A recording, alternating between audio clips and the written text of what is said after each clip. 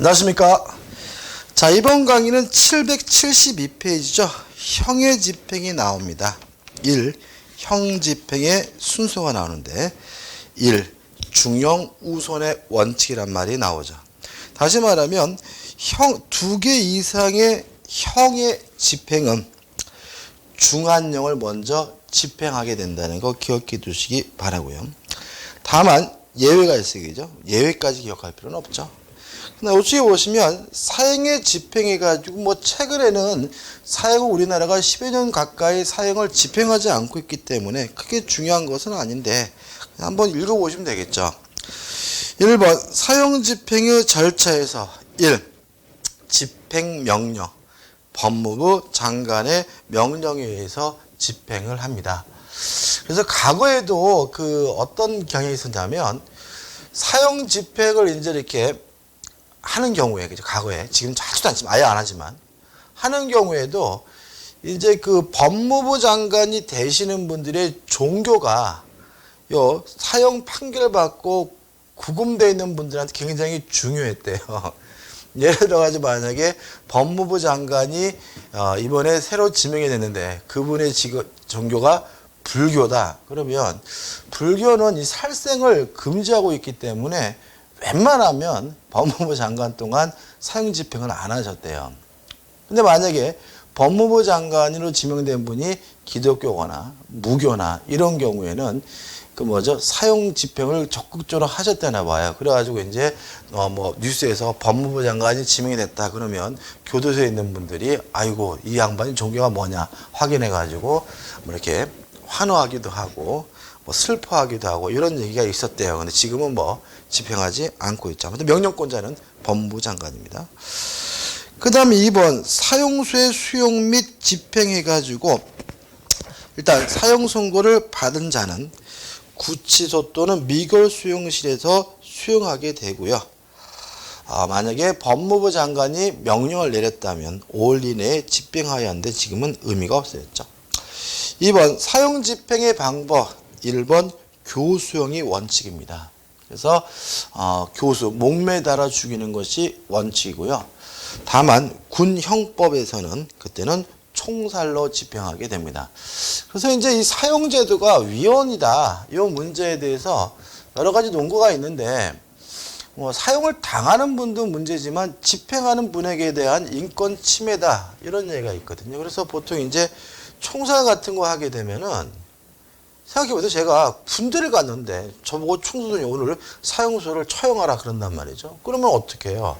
아유, 이거 진짜 이거 귀찮아요. 그죠? 세상에, 병력 의무 때문에 끌려왔는데 내가 사람을 죽이게 생긴 전쟁도 아닌데. 그래서 보통 만약에 5명의 이렇게 총 든 사람들을 이렇게 쭉 비친 다음에 그래서 한 3명 정도만 총알을 집어넣고 나머지 2명 정도는 공포탄을 집어넣는데요.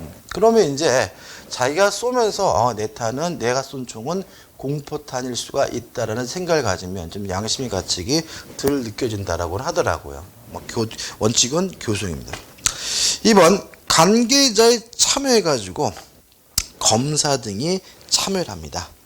특히 검사를 참여시키는 가장 이유는 사형의 구형에 대해서 신중해라는 얘기죠. 왜냐하면 자기가 사형을 구형하게 되면 사형을 집행할 때 뭐 하게 돼요? 참여해야 되니까.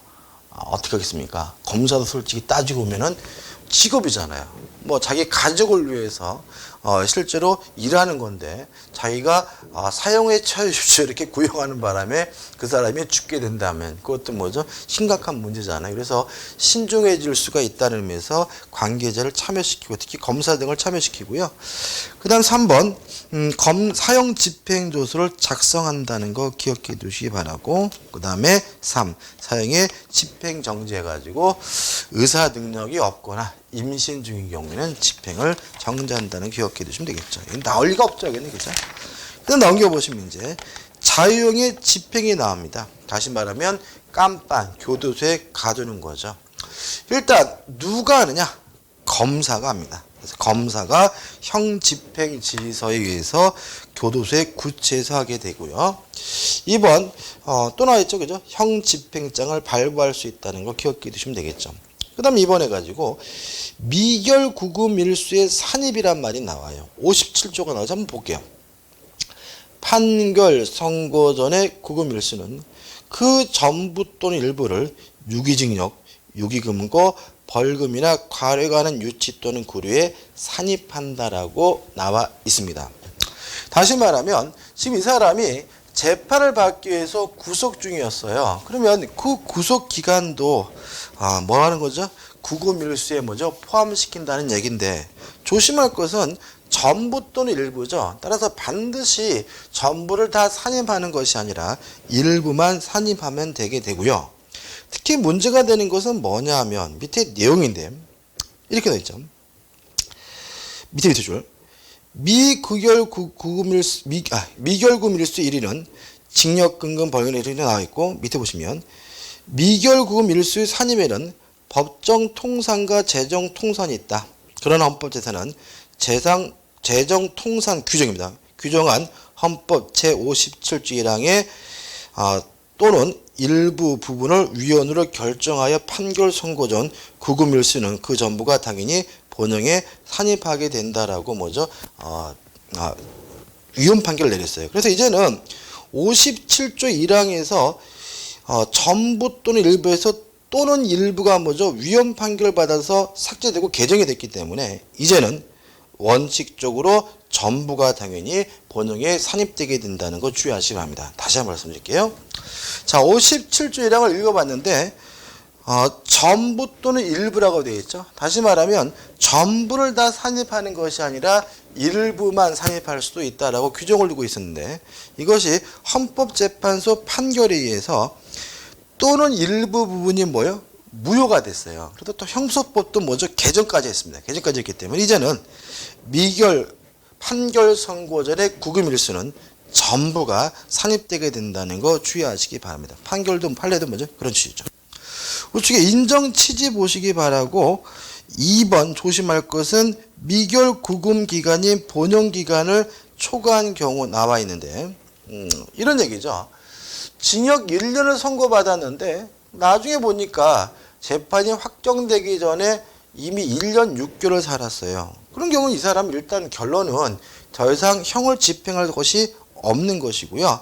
한번 보시면 판례가 나와 있죠. 원심 판결 선고 당시의 재정 통산 및 법적 통산에 의한 미결 구금 일수가 원심 선고 형기를 초과하고 있다면 상고 후에 미결 구금 일수는 통산하지 아니한다. 그래서 상고 후에 구금 일수는 뭐 하지 않습니까? 포함시키지 않도록 하고 있다는 거 기억해 두시면 되겠죠. 산입의 유형에서 1번 법정 통산이란 말이 나옵니다. 의의는 법률 규정에 의해서 당연히 포함되는 것을 우리가 법정 통산이라고 하고요. 한번 보시면 될 것 같고 넘겨보시면 법정 통산의 사유에서 타이틀만 기억하시면 돼요. 1번 검사가 상소를 제기했다면 당연히 뭐죠? 그 기간을 포함시킵니다. 우측에 A번이죠. 우측에 B번 피고인 또는 피고인 아닌 자가 상소를 제기한 경우에 원심 판결이 파기된 때에도 그 기간을 뭐죠? 포함시킵니다. 10번 상소 제기 기간 중 판결 확정 전에 구금 일수가 이제 문제가 되는데 이것도 이제 2015년에 이제 개정을 하게 됩니다. 그래서 하단에 내용이 나와 있는데 자 보시면 482조가 나와요. 그죠? 개정 전에 거는 뭐 하지 마시고요. 신경 쓰지 마시고 개정된 사항만 기억하시면 되고 이것이 2015년도에 개정된 사항이죠. 특히 2016년 1월 달에도 형사소송법이 개정되긴 했어요. 그렇지만 1월 달에 개정된 것은 뭐 이렇게 용어 수정, 작구 수정 정도이기 때문에 중요한 내용은 없었고요. 작년 2015년 7월 달에 개정된 것이 이 부분이 대단히 뭐죠? 중요하겠죠. 보시면 482조입니다. 1항. 판결 선고 후 판결 확정된 구금일수는 전부를 본형에 뭐죠? 산입합니다. 다시 말하면 일부라는 말이 빠져 있고요. 전부를 뭐죠? 본형에 포함시킨다라고 바꿨고요. 이 항을 보시면 상소기각경찰시 결정시 송달기간이나 즉시 항고기간 중 미결 구금일수도 전부를 본행에 먼저 산입하게 됩니다. 따라서 일부만 산입한다는 규정이 없어졌고요. 실질적으로 전부를 다 산입하게 됨을 주의하시기 바라고요. 3항을 보시면 제1항 및 제2항의 경우에는 구금일수를 1일을 형계 1일 또는 벌금이나 과례에 관한 유치기한 1일로 계산한다는 것은 특별한 것은 없겠죠. 그죠? 그러면 1항과 2항에서 주의하실 것이 아까 헌법재판소 판결 얘기도 했지만 결국은 전부 또는 일부가 아니라 전부를 본행에 산입하게 된다는 거 기억해 두시면 되겠죠. 그 다음 D번 상소기각경찰 결정 시 송달기간이냐 즉시 항고기간 중 미금 구귤 일수해가지고 이것도 뭐죠? 본행에 산입한다는 말이 나왔으니까 한번 보시기 바라고요. 넘겨보시면 너무 구체적으로 접근하지 마시기 바라고요. 방금 본 우리가 개정사항만 확실하게 기억해 두시면 되겠죠. 그 다음에 779페이지 오시면 다른 사건의 미금 구귤 일수가 나옵니다. 원칙적으로 산입하지 않습니다. 다시 말하면 이 사람이 A라는 범죄를 재판 중이고 그 범죄에 대해서 징역형이나 금고형이 내려졌다면 그 A라는 범죄의 재판 기간에 그 기간은 산입하게 되지만 다른 사건의 미결 구금일수는 뭐하지 않습니까? 산입하지 않게 되고요. 5번 구속영장이 발부되지 않은 병합 심리된 범죄 사실에 대한 미결 구금일수에 산입해가지고 복잡하게 나와 있지만 산입이 됩니다. 어차피 결론이 자유형 처분을 받았다면 그런 거죠. 그 다음 3번 자유형의 집행정지가 나와 있습니다. 1번 필요적 집행정지. 의사 능력이 없는 때에는 필요적으로 집행을 정지할 수 있게 하고 있고요. 2번 임의적 집행 정리해가지고 몇 가지 사유가 있다면 검사가 임의적으로 집행을 정지할 수도 있습니다. 다시 말해 이런 얘기죠. 의사 능력이 없다면 검사는 반드시 집행을 뭘 해야 돼요? 정지해야 되는 거죠. 필요적 집행 정지고요. 그 다음에 일정한 경우에는 집행을 검사가 판단하에 따라서 할 수도 있고 안 할 수도 있고 이런 얘기인데 첫째 70세 이상인 때 잉태 후 6월 이상인 때 이게 나와 있죠. 그죠? 다시 말하면 사형의 경우에는 임신하고 있다면 당연히 사형의 집행을 정지해야 되겠죠. 그렇지만 징역형이나 금고형과 같은 자유형의 경우에는 임신하고 있더라도 일단 집행을 할 수가 있는 거고요. 다만 잉태 후 6개월 이상이 된 경우에는 검사가 임의적 판단에 의해서 집행을 정지할 수가 있고요. 출산 후 60일이 경과하지 않은 때와 그 다음에 직계존속이 70세 이상 또는 중병인의 장애자로 보호할 다른 친족이 없는 때와 직계비속이 유년으로 보호할 다른 친족이 없는 때와 기타죠. 이런 사유가 있다면 임의적으로 형 집행을 정지할 수 있다는 거 기억해 두시기 바랍니다. 2번 한번 보시기 바라고요. 넘겨보시면 3번 해가지고 형집행정지심의위원회라는 것을 또 새롭게 신설하게 됩니다. 이것도 작년에 개정돼서 들어온 사항이죠. 자, 이런 문제죠. 지금 보시면 아시다시피 필요적 집행정지의 경우는 법에 규정이 되어 있으니까 문제되지 않아요. 솔직히 문제될 수도 있어요. 그죠? 근데 임의적 집행정지의 경우에는 검사가 할 수도 있고 어떻게요? 안 할 수도 있기 때문에 이런 거를 심리하기 위해서 형집행정지 심의위원회라는 걸 어떻게 두게 된 거죠. 기억 보시면 어디다 두느냐? 각 지방검찰청에 형집행정지 심의위원회를 두게 되고요. 그 다음에 니은번 누가 위원회를 구성하느냐? 위원장 1명을 포함한 10인 이내 위원으로 구성하고요. 그 다음에 디귿번 기타 필요한 사항은 법무부령으로 정할 수 있도록 하고 있습니다. 그럼 결과적으로 이제 우리가 기억할 것은 뭐예요? 새로 신설된 제도니까 형집행정지심의위원회라는 것이 새롭게 신설이 돼서 각 지방검찰청에 두고 있는데 위원은 위원장을 포함해서 10명 이내로 구성하고요. 또 대통령령으로 법무부령으로 구체적인 사항을 정하도록 하고 있다까지만 기억하면 되겠죠. 그다음 4번 자격형의 집행 한번 보시면 될 것 같고요. 그 다음에 5번 재산형의 집행해가지고 1번 집행명령 해가지고 1. 벌금 등은 검사의 명하에 의하여 뭐가 되는 거죠? 집행이 되게 되는 거죠. 2번 검사의 명령은 집행력이 있는 채무명의와 동일한 효력이 있다라고 나와 있는데 이 채무명의라는 말이 이런 겁니다. 예를 들어서 제가 제 친구한테 5천만 원을 빌려줬어요. 근데 이 그자 같은 놈이 돈을 안 갚아요. 그러면 제가 그 5천만 원을 받기 위해서 제 친구 아파트를 경매할 수 있겠죠. 근데 문제는 법원에 가가지고 제가 5천만 원 빌려줬는데 돈을 안 갚습니다. 경매해 주십시오라고 청구를 하면 법원 입장에서는 제가 5천만 원을 빌려준 것이 맞는지 안 맞는지부터 먼저 판단해 줘야 되겠죠. 그래서 재판을 하게 됩니다. 민사 재판을 해가지고 5천만 원을 빌려준 것이 맞다라는 확정 판결을 받아야지만 그 채무자 제 친구의 아파트를 경매할 수 있는데 이러한 확정 판결문을 뭐라 그러냐면 채무명의라고 합니다. 따라서 민사 재판에 있어서 확정 판결의 대표적인 채무명의거든요. 그럼 이런 얘기겠죠.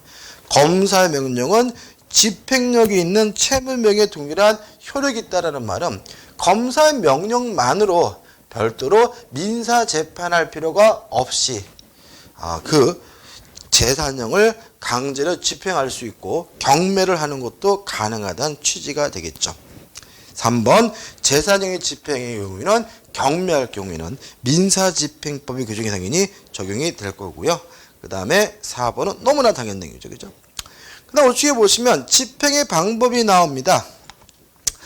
재산형은 형선고를 받은 자의 재산에 대해서만 집행할 수가 있습니다. 원칙입니다. 따라서 남편이 재산형을 받았으면 남편에 대해서만 재산형을 집행할 수 있고요.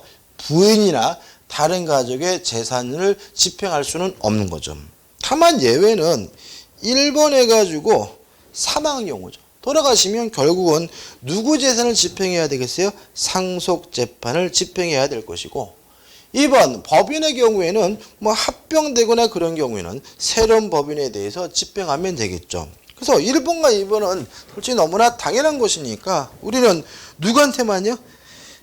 형선고를 받은 자에 대해서만 재산형을 집행한다는 거 꼭 기억해 두시기 바랍니다.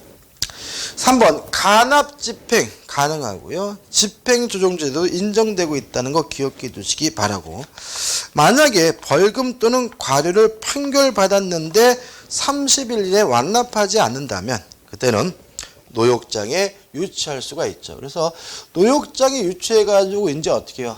낼 돈을 까나가게 됩니다. 근데 6번 몰수물의 집행과 압수물의 처분에서 1번 몰수물의 집행에서 검사가 처분하여야 한다는 말이 나와 있고요. 그 다음에 2번 압수물의 처분해가지고 1. 압수물의 환부와 위조 등의 표시 나오는데 한번 읽어보시기 바랍니다. 특별히 설명드릴 게 없죠. 그냥 넘겨보시면 재판 집행에 대한 구제 방안 해가지고 1. 재판 해석에 대한 2. 신청이라는 말이 나와 있죠. 자, 이게 무슨 말이냐면 판결이 나왔는데 내가 봤을 때는 이러이러한 판결인데도 불구하고 검사가 엉뚱하게 그 판결문을 집행하려고 한다면 해석에 대한 의의가 있는 거니까 재판을 선고한 법원에다가 뭐 할 수 있죠? 의의를 신청할 수 있다는 거 기억해 두시기 바라고요. 다시 말하면 다시 한번 설명해 주세요. 이런 얘기인 거죠. 그 다음에 이 재판 집행에 대한 이의 신청해가지고 만약에 검사가 엉뚱하게 해석한 것이 아니라 잘 해석하고 있으면서도 이상하게 검사가 처분하면 그에 대해서는 이의를 신청할 수가 있겠죠. 그 다음 우측에 보시면 소용비용, 소정비용 집행 면제 신청 한번 보시면 되겠죠. 그 다음 이제 형사보상이란 말이 나와 있습니다. 자, 이건 뭐냐면 이런 거죠. 제가요, 범죄자로 지목이 돼가지고 구금이 됐고요. 또 공소까지 제기돼서 재판을 받았어요. 근데 결과적으로 법원에서 뭐죠? 무죄 판결을 받았다는 거죠. 이런 경우에는 누가요? 국가가 잘못한 거니까 국가를 상대로 보상을 청구할 수 있는데 이걸 우리가 뭐죠? 형사보상이라고 하고요. 넘겨보시면 제도의 취지는 아시겠죠? 그죠? 억울하죠? 그죠? 아무런 범죄도 없는데도 불구하고 구속이 돼서 재판받았다면 그만큼 어려울 일이 억울하고 원통할 일이 어디 있겠어요? 그죠? 이왕 형사보상의 성질 해가지고 본질 해가지고 여러 가지 학설이 나와 있는데 큰 의미는 없고요. 2번 형사보상과 국가배상에서 나와 있는데 일단 보시면 이렇게 나와 있죠. 형사보상 및 명예회복에 관한 법률의 청구는 국가배상법 또는 민법에 의한 손해배상 청구와 경합하는 경우도 있을 수 있으므로 형사보상을 보상을 받을 자는 국가배상법 또는 민법에 의한 손해배상 청구도 가능하다. 그죠? 다시 말하면 무죄 판결을 받아서 형사보상을 청구할 수도 있고 만약에 이러한 무죄 판결에 대해서 국가기관에 고의나 과실이 있다면 국가를 상대로 뭐죠? 국가배상, 손해배상을 청구할 수도 있고요. 만약에 일반 사인이 잘못해서 고의나 과실로 인해서 이런 일이 발생했다면 개인에 대해서 민법 원인으로 손해배상 청구하는 것도 가능하다. 이런 취지고요. 다만 예외적인 것이 뭐냐면 이중배상은 안 됩니다. 그래서 결론 그러나부터 해가지고 어쩌저쩌 해가지고 보상금의 액수와 동일하거나 또는 이를 초과할 때에는 보상하지 아니한다라고 해가지고 원칙적으로 이중 보상은 금지하고 있다는 거 기억해 두시기 바랍니다. 그죠? 한번 보시면 될 것 같아요. 그죠? 그래서 이걸 뭘 가지고 이해하시면 되냐면 우리가 최근에 보험을 여러 군데 이렇게 가입하고 있으면 중복 가입했다는 이유로 보험금을 공제하는 경우가 있거든요. 왜 이렇게 중복 가입하게 되면 보험을 공제하게 되냐면 우리 법의 대원칙은 이익이 발생하면 안 돼요. 그러니까 손해가 있다면 그 손해에 대해서 보전하는 차원에서 적정하게 그만큼 손해를 보전하면 되는 것이지 보험에 가입했다는 이유로 2배, 3배 받는 것은 안 된다는 거죠. 이것도 어떻게 같은 취지입니다. 그래서 세 가지를 청구할 수는 있지만 이중으로 보상을 받을 수는 없다는 취지니까 한번 읽어보시면 되겠죠. 그 다음 제3항 형사보상의 요건 해가지고 무죄 판결을 받거나 이에 준하는 판결을 받은 경우입니다. 다시 말하면 무죄 판결을 받거나 만약에 기소 이외 처분 이에 불기소 처분을 받은 자는 뭐죠? 형사보상을 청구할 수가 있겠죠. 그 다음 1번 피의자의 보선에 해가지고 적극적 요건 해가지고 불기소 처분을 받든지 아니면 뭐죠? 구금이 되든지 그래야 되고요. 2번 속격 요건 해가지고 1, 2, 3 나와 있죠. 한번 읽어보시면 너무나 당연한 내용입니다. 다시 말하면 속격 요건은 이러이러한 사유가 있으면 보상하지 않는다는 얘기인데 뭐 특별히 우리가 상식적으로 이해될 수 있는 얘기니까 한번 읽어보시면 되겠죠. 2번 피고인의 보상 적극적 요건 또 나오죠. 1번 무죄 판결 당연히 뭐죠? 청구할 수 있겠죠. 2번 면소 및 공소기각 판결 그죠? 그 다음에 치료감호 청구 기각 재판해가지고 나와 있고요. 그 다음에 미결 구금 및 형의 집행해가지고 구금 형의 집행이 있었어야 되고요. 소극적 요건 해가지고 일정한 요건이 있으면 보상 청구를 기각 안 할 수가 있습니다. 1번 왜 무죄 재판을 받았냐면은 형사 미성년자고 심신장애 때문에 무죄 판결을 받았다면 보상하지 않습니다. 왜냐하면 범죄를 저지른 것은 사실이잖아요. 다시 말하면 자기가 벽돌을 던져가지고 아주머니가 돌아가셨어요. 근데 법원에서 뭐죠? 무죄 판결을 받았어요.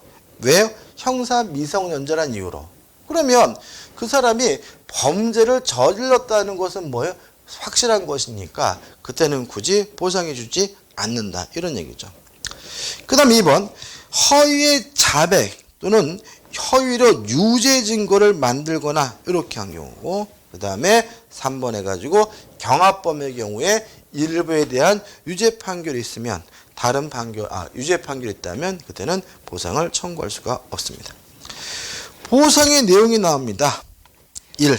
구금에 대해서 보상받을 수가 있습니다. 최저임금을 기준으로 하죠. 한번 읽어보시 바라. 나올 건 아니고. 2번 형의 집행에 대한 보상에서 사용 집행에 대한 보상입니다. 3천만 원 이내에 가산한 금액을 보상합니다. 황당하죠. 그러니까 이게 우리가 사용을 집행 안 하니까 이 별 문제였지만, 만약에 사용 집행을 해가지고 끝났는데 나중에 재심 결정이 재심을 거쳤어요. 재심 결과 뭐죠? 무죄인 밝혀졌어요. 그러면 어느 범위에서요? 3천만 원 이내에서 받습니다. 황당하게 그죠? 아무튼 그래도 사용을 집행하지 않으니까 신경 쓸 필요가 없고.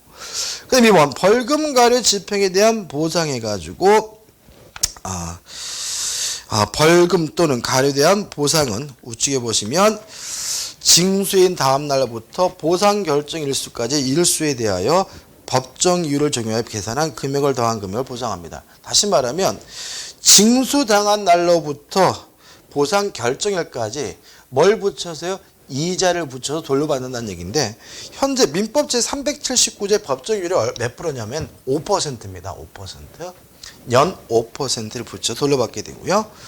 3번 물수 추징에 대한 보상해가지고 일단 몰수물은 뭐예요? 반환하고, 만약에 처분했다면 뭐죠? 시가를 보상하게 되고요.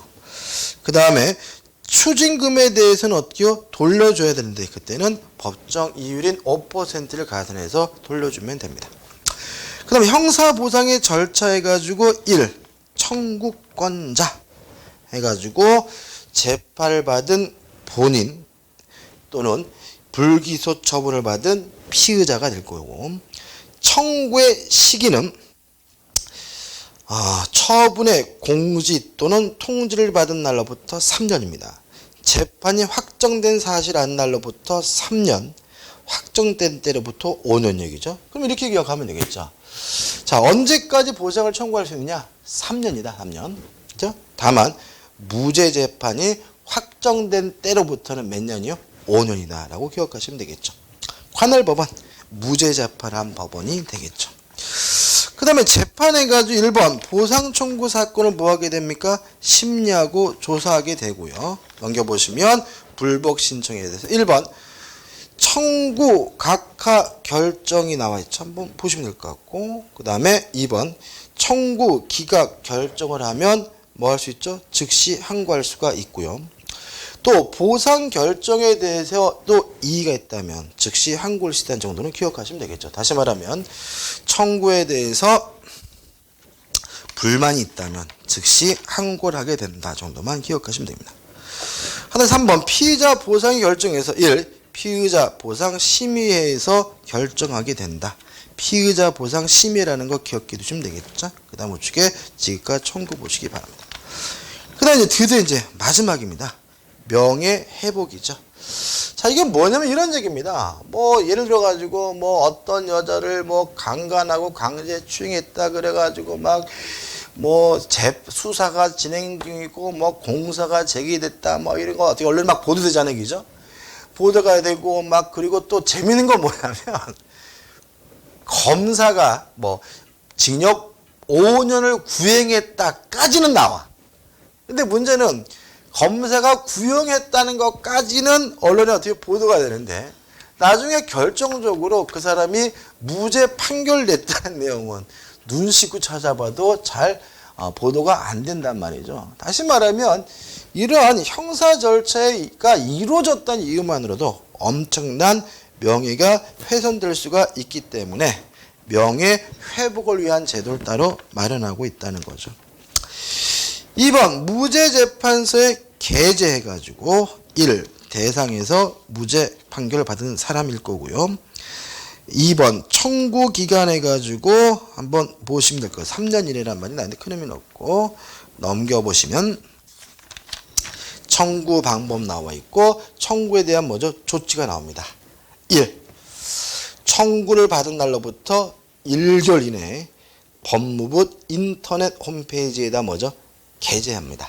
그죠? 다시 말하면 무죄 판결이 있고 그것을 게재 주세요라고 청구가 있으면 그때는 법무부 홈페이지에다가 어떻게 게재를 하게 되고요. 그 다음에 하단에 보시면 청구에 대한 조치 통지해 가지고 인터넷 홈페이지에다가 게시했다면 그 사실을 청구인의 서면에게 통지하게 됩니다. 별거 보시면 별거 없죠, 그죠? 여기까지만, 그죠? 자, 이렇게 해가지고 이제 우리가 형사소송법 처음부터까지 쭉 봤어요. 근데 이제 아마 여러분들 공부하시면서 아이고 힘들다라고 느끼신 분도 계셨을 것 같고 또 양이 좀 참 많다라고 생각하시는 분도 계셨을 것 같은데, 근데 이게 우리가 이제 쭉 보시다 보면은 이제 큰 흐름이 나옵니다. 그래서 몇 가지 우리가 암기하긴 해야 되지만 뭐 흐름이 나오고 그 흐름에 대해서 뭐죠? 기본적인 큰 틀을 갖고 지엽적인 것을 정리하시면 되고요. 그러면 그리고 이거 한 번 듣고 다 이해되고 한 번 듣고 다 기억이 난다면 그분은 뭐죠? 천재인 거죠. 그런 분들은 많지 않습니다. 그래서 될 수 있으면 반복을 하셔서 확실하게 내 거로 만드신다면 충분히 원하는 시험에 합격할 수 있을 거라고 생각이 되네요. 그동안 수고 많으셨고요. 감사합니다.